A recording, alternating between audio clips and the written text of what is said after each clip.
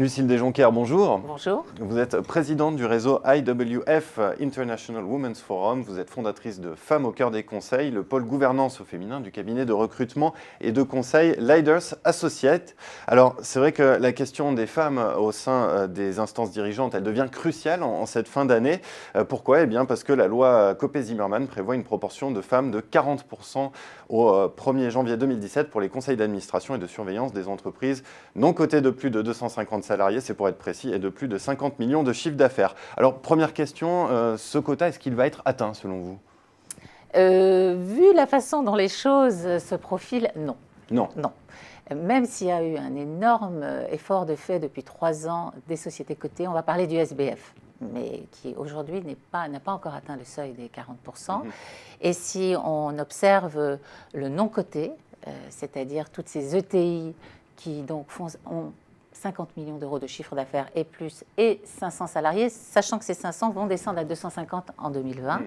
Alors là, on est très, très, très loin du compte. On est plus près de 12%, 16% pour les bons élèves, et là, on tire la sonnette d'alarme. Alors pourtant, le premier seuil fixé par la loi Copé-Zimmermann, c'était 20% en 2014. Il a été atteint.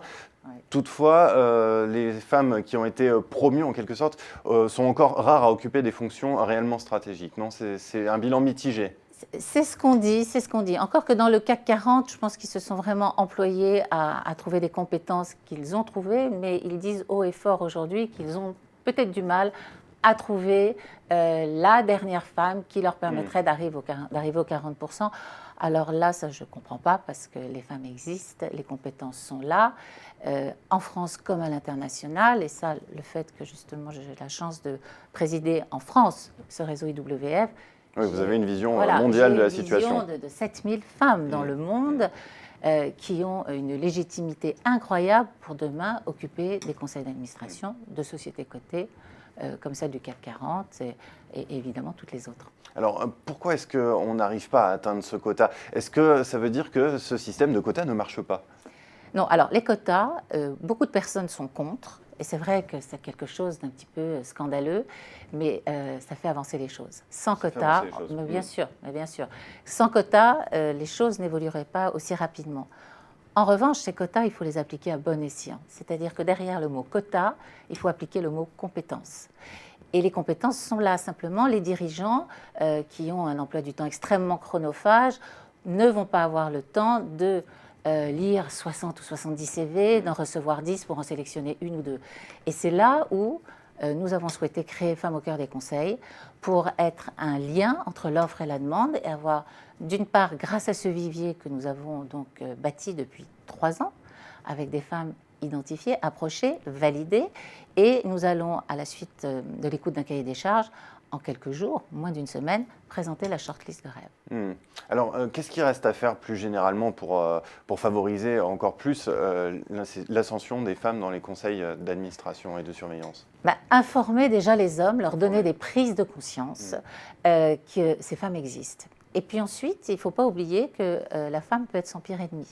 À savoir, comme elle est dans toujours la performance et on a de façon ancrée dans nos gènes des stéréotypes que nous, les femmes, on a tendance à ne pas oser suffisamment aller vers une mission dont nous avons la capacité de faire. C'est en fait au niveau de la culture d'entreprise qui reste aujourd'hui trop masculine, avec des codes trop masculins ?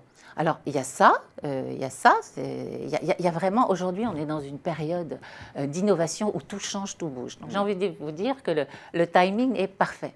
Et ne pas avoir de femmes aujourd'hui dans une entreprise, c'est un non-sens.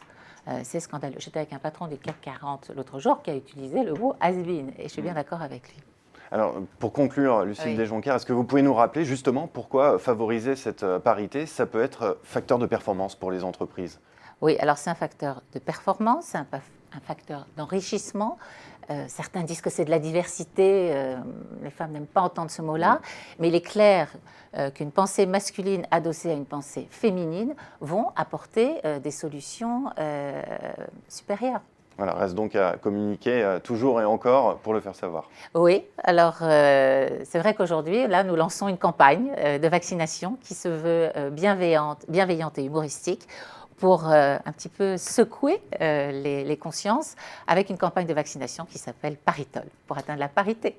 Eh bien, le message est passé. Merci beaucoup, Lucille Desjonquières.